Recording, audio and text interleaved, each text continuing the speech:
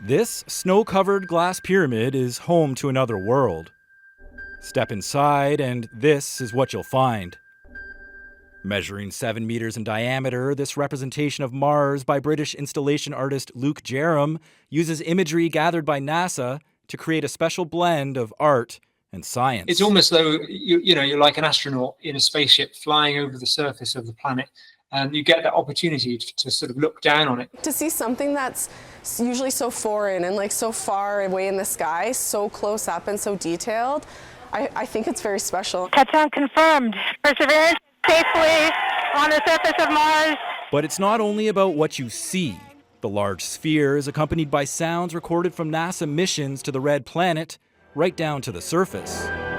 17 meters, standing by for touchdown. The sound and the music helps to connect the sculpture with the surrounding architecture. It's the latest art installation by Luke Jerram. Jerram's work has garnered international attention.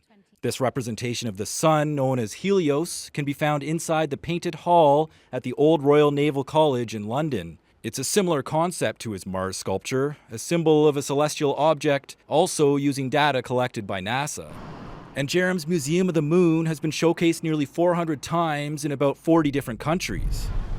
But not all of Jerram's art is inspired by outer space. These glass sculptures are blown-up depictions of microscopic viruses. Some have been featured in medical journals and textbooks. In fact, if you look at his body of work, you might notice science is a common theme. Contemporary society is based on advancements of science and the application of that science through technology.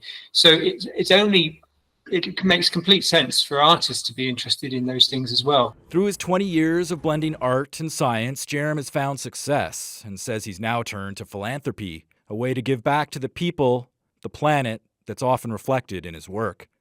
Rosove, CBC News, Edmonton.